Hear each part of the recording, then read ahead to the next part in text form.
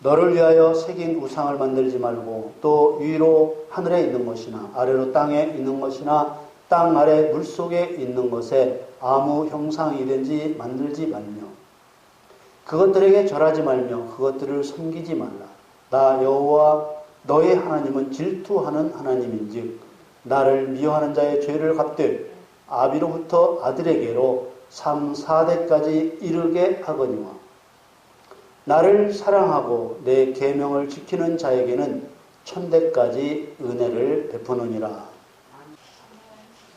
사랑하는 성도 여러분, 예수님께서 공적인 활동의 시작과 함께 처음 하신 일은 회개를 선포하신 일이었습니다.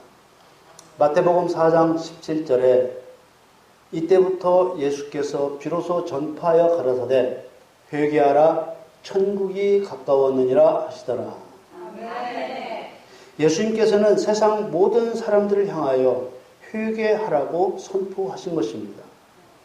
이 회개하라는 말은 잘못을 뉘우치고 고치라는 뜻이지만은 마음을 바꾸라는 의미가 바닥에 깔려 있습니다. 당시 유대인들은 모세를 통해 주신 율법을 따라 하나님을 섬기고 있었습니다. 그런데 예수님은 그들에게 잘못된 마음을 바꾸라고 선포하신 것입니다. 그런 직후에 가르치신 말씀이 마태복음 5장에서 7장에 이르는 산상수훈이라고 부르는 말씀입니다. 예수님의 이 가르침은 하나님의 백성들이 하나님의 뜻을 따르고 하나님의 뜻을 이루는 행동의 표준으로 가르쳐 주신 것입니다. 우리는 하나님이 만드신 피조물이니까 당연히 나를 만드신 하나님의 필요를 따라서 만들어진 존재입니다. 이 사실을 우리는 꼭 기억해야 합니다.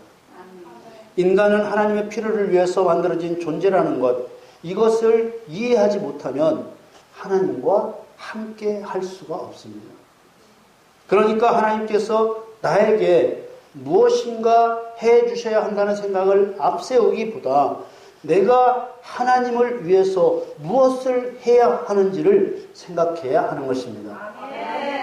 모든 사람들이 하나님을 위해서 나를 만드셨다는 진리를 도둑맞아서 하나님을 위하지 않고 각자가 자기를 위해서 자기가 옳다고 생각하는 소견대로 살게 된 것입니다. 이것이 죄이고 예수님은 이 마음을 고치라고 하시는 것입니다. 회개하라 천국이 가까웠느니라. 천국은 하나님의 나라입니다. 천국에서 하나님과 함께 영생하기 위해 마음을 바꾸라는 것입니다. 예수님은 산상수훈에서 하나님처럼 온전해지라고 하셨습니다. 마태복음 5장 48절에 그러므로 하늘에 계신 너희 아버지의 온전하심과 같이 너희도 온전하라. 여기서 온전함이란 아직은 흠이 있지만 점점 성숙해져서 완전함에 이르는 것을 말합니다. 그런데 아버지 곧 하늘에 계신 여호와 하나님과 똑같이 온전해지라고 합니다. 아직은 온전하지 못하지만 점점 성숙해져서 하나님처럼 온전해져야 한다는 것입니다. 우리가 아버지만큼 온전해져야 할 것은 바로 거룩입니다. 바로 우리들의 마음이 하나님의 성품을 닮아야 하는 것입니다. 마음을 새롭게 해서 하나님 아버지의 생각이 내 생각이 되게 하고 하나님의 목적이 내 목적이 되게 하고 하나님의 목적을 이루는 방법과 수단도 하나님이 원하시는 방법과 수단으로 해야 되는 것입니다. 하늘에 계신 너희 아버지의 온전하심과 같이 너희도 온전하라고 하시는 것은 인간의 생각과 하나님의 생각이 크게 동떨어져 있기 때문입니다. 그래서 이사야 55장 8절 9절에는 여호와의 말씀에 내 생각은 너희 생각과 다르며 내 길은 너희 길과 달라서 하늘이 땅보다 높음같이 내 길은 너희 길보다 높으며 내 생각은 너희 생각보다 높으니라. 이 말씀의 의도가 너희들의 생각은 내 생각과 다르니까 너희들 알아서 살고 나는 나 알아서 살겠다고 하시는 말씀이 아닙니다. 하나님의 의도는 내 입에서 나간 말은 반드시 그대로 이루어질 것이니 너희들의 마음을 돌이켜서 하나님의 뜻을 따라야 된다는 것입니다. 아멘. 이사야서 55장 10절 11절을 보겠습니다. 비와 눈이 하늘에서 내려서는 다시 그리로 가지 않고 토지를 적시어서 싹이 나게 하며 열매가 맺게 하여 파종하는 자에게 종자를 주며 먹는 자에게 양식을 줌과 같이 내 입에서 나가는 말도 헛되이 내게로 돌아오지 아니하고 나의 뜻을 이루며 나의 명하여 보낸 일에 형통하리라. 아멘. 하나님께서는 그리스도인들이 하나님의 뜻을 따라오기를 원하시는 것입니다. 아멘. 하나님께서는 그리스도인들이 하나님과 같은 생각을 하기를 원하시는 것입니다. 아멘. 그래서 하나님의 생각들과 하나님의 계획들을 성경에 기록해 두셨습니다. 하나님께서는 인간이 하나님만을 경배하기를 원하십니다. 하나님께서 인간의 창조자이시기 때문에 창조자이신 하나님의 입장에서 당연한 요구인 것입니다. 지음받은 인간의 입장에서도 자신의 주인을 경배하는 것은 당연한 일이지요. 그런데 마귀를 자기 하나님처럼 섬기고 우상을 만들어 절하며 섬기고 있습니다. 우상이란 사람에게 정신적인 영향을 주는 모든 형상을 말합니다. 인간의 손으로 만들어 절하며 섬기는 모든 형상들이 모두 우상입니다. 손으로 만든 것이 아닐지라도 마음에 새긴 형상도 우상입니다. 하늘에 있는 것들의 모양을 본따 만든 것, 땅에 있는 것들을 본따 만든 것, 물속에 있는 것들을 본따 만들어 절하며 섬기는 것들이 모두 우상입니다. 사람을 본따 만들어 절하며 섬기는 것들이 모두 우상입니다. 절하는 것은 고개를 숙이든지 허리를 굽히든지 무릎을 꿇든지 머리를 땅에 대든지 마음으로 공경하는 생각을 갖든지 모두 절하는 것입니다. 오늘 본 말씀을 다시 한번 읽겠습니다. 출애굽기 20장 4절에서 6절 말씀. 너를 위하여 새긴 우상을 만들지 말고 또 위로 하늘에 있는 것이나 아래로 땅에 있는 것이나 땅 아래 물속에 있는 것에 아무 형상이든지 만들지 말며 그것들에게 절하지 말며 그것들을 섬기지 말라. 나 여호와 너희 하나님은 질투하는 하나님인즉 나를 미워하는 자의 죄를 갚되 아비로부터 아들에게로 3, 4대까지 이르게 하거니와 나를 사랑하고 내 계명을 지키는 자에게는 천대까지 은혜를 베푸느니라. 4절에 보면 먼저 새긴 우상을 만들지 말라고 하셨고 또 아무 형상도 만들지 말라고 하셨습니다.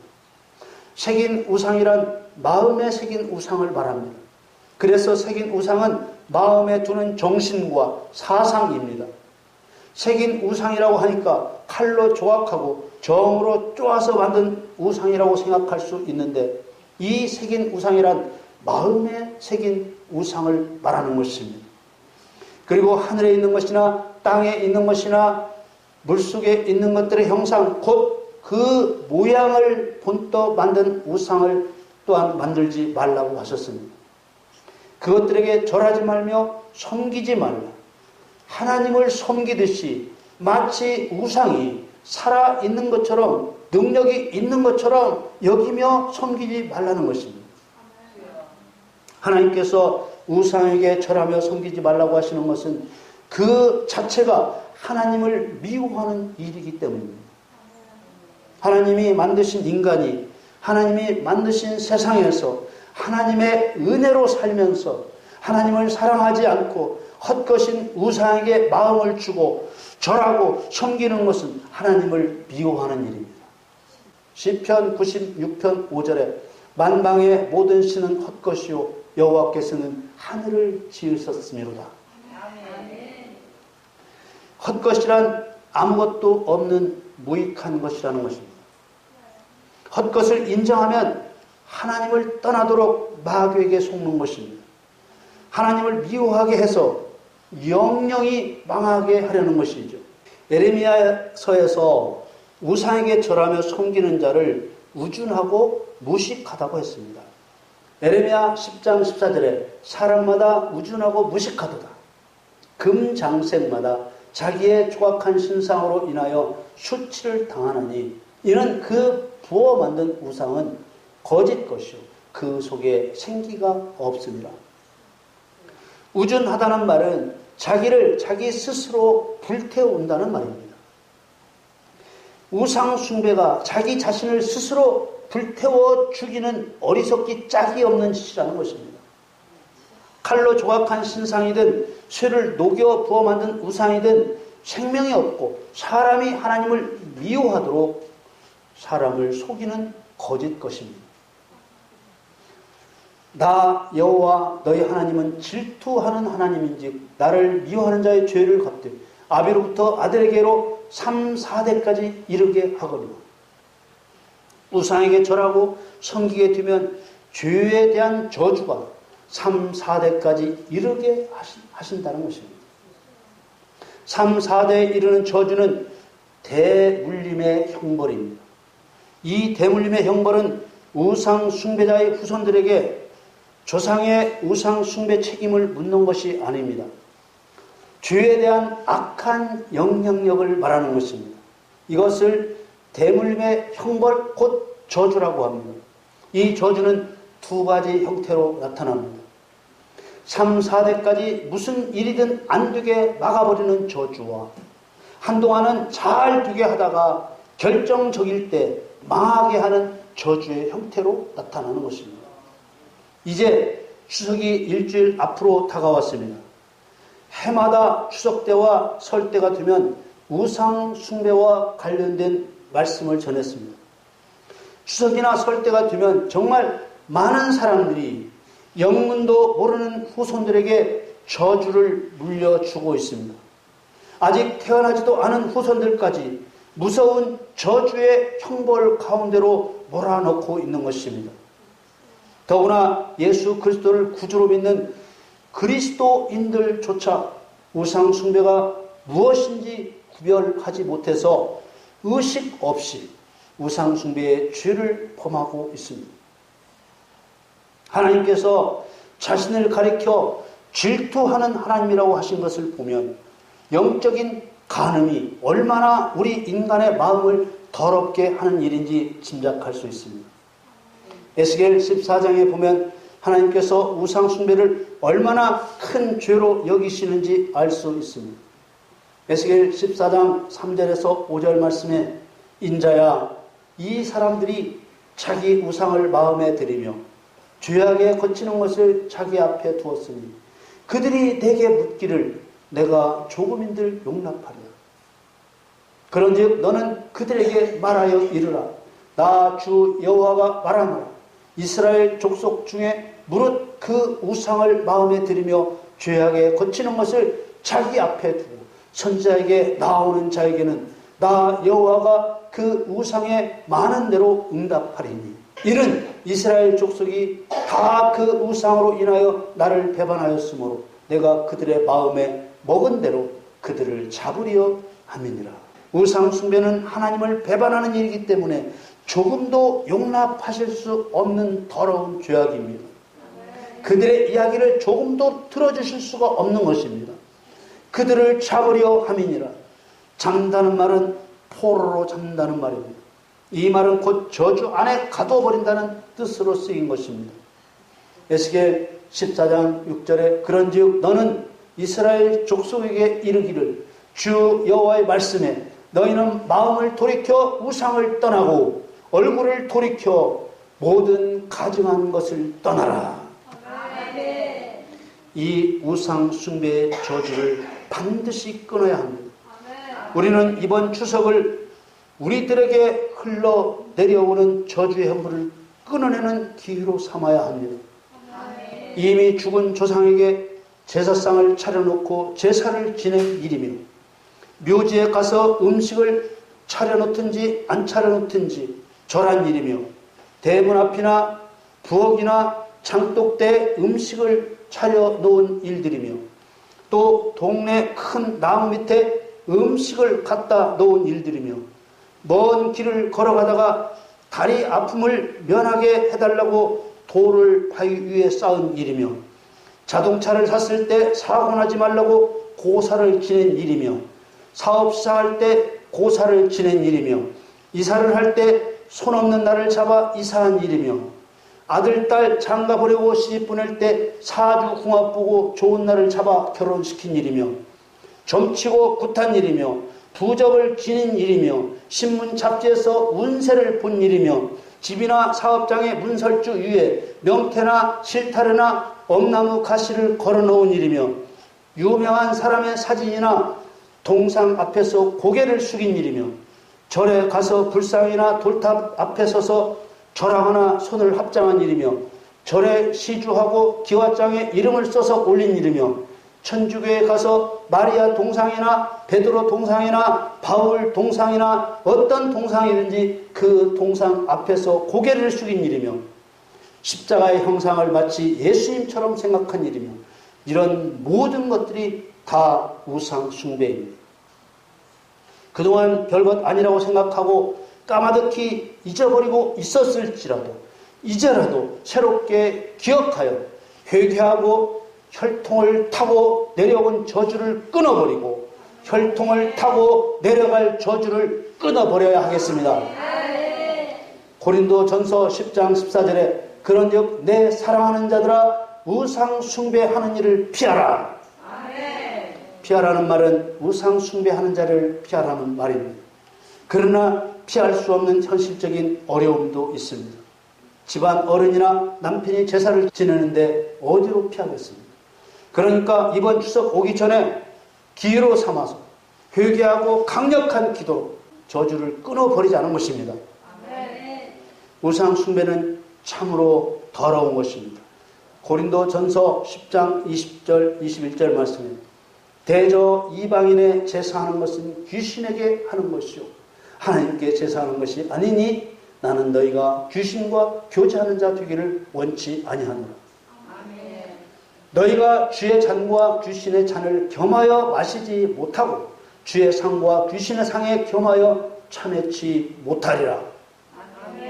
사람들은 조상에게 제사를 지낸다고 지내지만 사실은 귀신에게 하는 것입니다. 귀신은 하나님을 대적하고 사람을 멸망에 빠지게 하는 악한 영입니다. 귀신에게 절하고 귀신을 섬기는 이 더러운 일을 믿는 우리가 끊어야 하는 것입니다. 하나님께서는 조상들이 했던 악한 일들을 따라 하지 말라고 하셨습니다. 에스겔 20장 18절 말씀에 내가 광야에서 그들의 자손에게 이르기를 너희 열조의 율례를 쫓지 말며 그 규례를 지키지 말며 그 우상들로 스스로 더럽히지 말라. 이스라엘 백성들은 애굽에서 종살이 할 때 우상 숭배가 관습이 되었습니다. 하나님의 은혜로 죄악의 나라에서 해방되었지만 후손들은 그것을 끊어버리지 못하고 조상들이 했던 대로 우상을 숭배하며 자신을 더럽혔습니다. 귀신을 멸해야 할 우리가 귀신에게 절한다면 너무나 더럽고 비참한 일입니다. 여러분, 나뿐만 아니라 우리 자녀들이 하나님의 은혜에 감사하고 하나님의 영원한 약속을 믿으며 모든 영적인 싸움에서 승리하고 하나님께 영광을 돌리는 삶을 살게 해야지 저주의 소용돌이 속에 던져 넣을 수는 없는 것입니다. 저주가 임하게 되면 정신적인 고통을 받게 되고 육체적인 고통을 받고 가정적인 고통을 받고 물질적인 고통을 받고 영적인 고통을 받게 됩니다. 저주가 임하게 되면 좌절과 자살 충동과 완벽주의, 불안, 초조, 일 중독과 같은 정신적인 어려움을 겪습니다. 저주가 임하게 되면 사고가 반복되고 고질병, 유전병이 발생합니다. 저주가 임하게 되면 가정 파탄, 이혼, 별거, 부부싸움, 가정 폭력이 일어나 가정을 무너뜨립니다. 저주가 임하게 되면 물질로 인한 고통이 따릅니다. 많아져서 고통, 없어서 고통, 만족이 없고 물질 때문에 죄를 짓고 방하게 되는 것입니다. 저주가 임하게 되면 악령의 끊임없는 방해를 받게 됩니다. 믿음이 좋았다가 이단에 빠지고 믿음 생활 잘 하다가 시험에 빠지고 귀신이 죽은 부모 조상, 죽은 자식, 죽은 사람을 가장하여 꿈에 나타나고 환상으로 나타나서 외면하기 어려운 요구를 합니다. 그래서 제사를 지내게 하고 겁을 주어 두려움과 근심에 빠지게 하는 악령들의 괴롭힘을 당합니다. 우리는 이런 저주를 끊어내야 합니다. 하나님께서는 믿음 가운데 있는 하나님 백성들에게 은혜 베푸시기를 원하십니다. 오늘 본문 출애굽기 20장 5절 6절 말씀을 다시 봅니다. 그것들에게 절하지 말며 그것들을 섬기지 말라. 나 여호와 너의 하나님은 질투하는 하나님인즉 나를 미워하는 자의 죄를 갚되 아비로부터 아들에게로 3, 4대까지 이르게 하거니와 나를 사랑하고 내 계명을 지키는 자에게는 천대까지 은혜를 베푸느니라. 계명을 지킨다는 말은 하나님의 말씀에 순종한다는 것뿐만 아니라 마귀를 심판한다는 의미가 들어있습니다. 계명을 지키면 마귀의 죄와 마귀의 거짓말이 드러나기 때문입니다. 저주는 저절로 끊어지지 않습니다. 끊어내야 합니다. 믿는 사람이라도 저주를 끊어내지 않았다면 가게에 흐르는 저주가 결코 없어진 것이 아닙니다. 그래서 우리나라 그리스도인들의 대부분이 이 저주의 영향력 가운데 그대로 있는 것입니다. 저주의 영향력 아래 있으면 인간은 자유할 수 없습니다. 저주를 끊어내야 합니다. 그럼 저주를 끊어내기 위해 어떻게 해야 되는지 말씀드리겠습니다. 저주를 끊기 위해 가장 먼저 해야 될 일은 내 자신이 저주의 영향으로 지었던 죄를 고백해야 합니다. 자신은 죄를 짓지 않으려고 하는데도 죄를 짓게 되고 자신도 모르게 죄를 짓는 경우가 바로 저주의 영향력으로 짓는 죄입니다. 이런 죄를 슬퍼하며 고백해야 합니다. 이런 죄를 애통해하며 고백해야 합니다. 이런 죄를 짓게 되는 것을 고통스러워하며 고백해야 합니다. 시편 38편 17절에 내가 넘어지게 되었고 나의 근심이 항상 내 앞에 있사오니 내 죄악을 고하고 내 죄를 슬퍼함이니이다. 이렇게 기도하면 하나님께서 저주의 원인과 뿌리를 알려주시는 것입니다. 저주를 끊기 위해 두 번째로 해야 할 일은 조상의 죄를 인정하고 고백해야 합니다. 에레미야 14장 20절 말씀에 여호와여 우리가 우리의 악과 우리 조상의 죄악을 인정하나이다. 우리가 주께 범죄하였나이다. 지금 내가 행하는 악과 지은 죄는 조상이 지은 죄의 영향에 매여 있음을 인정하고 고백해야 합니다. 성령의 지식으로 심령의 눈으로 조상의 죄를 보고 그 죄들이 얼마나 더러운 죄인가를 깨달아 알아야 통곡이 나옵니다. 억울하고 원통해서 통곡이 나와야 내가 더 이상 조상과 같은 죄를 범하지 않게 되고 비로소 조상이 지은 죄의 영향에서 끊어질 수 있습니다. 저주를 끊기 위해 세 번째로 해야 할 일은 고열의 능력을 통해 내 속에서 역사하는 저주의 영향력을 끊어내야 합니다. 예수님의 피는 사단의 영향력을 끊는 강력한 무기입니다. 마태복음 26장 28절 말씀에 이것은 죄사함을 얻게 하려고 많은 사람을 위하여 흘리는 바 나의 피, 곧 언약의 피니라. 예수님의 피를 믿음으로 내게 뿌리고 바르고 붓고 마시면 저주의 영향력으로 나를 괴롭히던 사단의 정체가 드러납니다. 예수님의 피는 사단을 이기는 강력한 무기입니다. 예수님의 피를 믿음으로 뿌리고 바르고 붓고 마시면 저주의 영향에서 완전히 벗어납니다. 그러나 저주의 영향에서 벗어났다는 것은 이제 내 안에 흘러들어온 저주가 더 이상 작동할 수 없다는 뜻이지 마귀가 쫓겨났다는 것과는 다릅니다. 저주를 끊기 위해 네 번째 해야 할 일은 저주의 끈을 잡고 있는 마귀를 쳐 부셔야 합니다. 내 자신이 자주 죄에 빠졌던 것을 진실로 고백하게 되면 저주의 줄을 잡고 있는 마귀의 정체를 알게 됩니다. 왜 내가 계속적으로 반복적으로 죄를 이기지 못하고 결정적일 때마다 죄에 빠졌는가를 보고 그 죄를 고백하면 저주의 줄을 잡고 있는 마귀의 정체가 드러납니다. 더 나아가 마귀가 내 안에 강력한 진을 구축하고 있는 것을 보게 됩니다. 자기 심령 속에 상징적으로 공옥나무가 서 있는 것을 보기도 하고 큰 바위가 내 가슴에 들어 있기도 하고 또 큰 곰 같은 짐승이 내 가슴에 들어 있기도 합니다. 이런 상징으로 나타나면 성령의 능력을 의지해서 그것들이 완전히 깨뜨려질 때까지 쳐서 부숴뜨려야 하는 것입니다. 목숨을 걸고 죽을 힘을 다해 그런 마귀의 형상들이 사라질 때까지 성령의 능력을 힘입어 쳐서 부숴버려 완전히 뿌리를 뽑아야 저주의 영향력에서 자유하게 되는 것입니다. 그리고 저주를 끊기 위해 다섯 번째 마지막으로 해야 할 일은 예수 그리스도의 죽으심으로 저주에서 완전히 노임받았음을 선포해야 합니다. 갈라디아서 3장 13절에 그리스도께서 우리를 위하여 저주를 받은 바 되사 율법의 저주에서 우리를 속량하셨으니 기록된 바 나무에 달린 자마다 저주 아래에 있는 자라 하였습니다. 주님은 십자가를 통해 우리의 저주를 감당하셨습니다.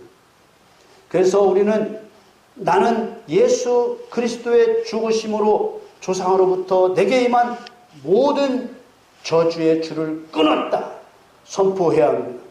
나는 이제 모든 저주의 영향에서 자유케 되었다고 선포해야 합니다. 이제 내게 저주의 영향력이 미치지 못한다는 것을 선포하고 남편에게, 아내에게, 자녀에게 저주의 영향력이 미치지 못한다는 것을 선포해야 합니다. 나를 묶고 있던 모든 저주의 결박은 끊어졌다. 나를 묶고 있던 모든 저주의 결박은 풀어졌다. 이렇게 믿음으로 담대하게 선포해야 합니다. 우리는 이제 예수님을 믿으면서도 저주에 시달리는 무지한 고통에서 벗어나야 합니다. 우리 자녀들이 알지도 못하는 조상들의 우상 숭배로 인해서 더 이상 저주에 얽매이게 해서는 안 됩니다. 아직 믿지 않는 자녀들이라도 그들에게서 저주의 흐름을 끊어주면 믿음의 기회를 갖게 될 것입니다. 여러분, 우상 숭배는 하나님을 미워하는 무서운 죄입니다. 그만큼 죄의 영향력도 큰 것입니다. 나를 미워하는 자의 죄를 갚되 아비로부터 아들에게로 3, 4대까지 이르게 하거니와 우리는 자녀들에게 내려가는 우상 숭배의 저주를 끊고 은혜의 통로를 열어주어야 합니다. 나를 사랑하고 내 계명을 지키는 자에게는 천대까지 은혜를 베푸느니라. 여러분, 이번 추석에는 혈통을 타고 흐르던 저주가 끊어져 여러분의 가정이 그리스도 예수 안에서 자유를 얻는 놀라운 역사가 일어나게 되기를 우리 주 예수 그리스도의 이름으로 축원합니다.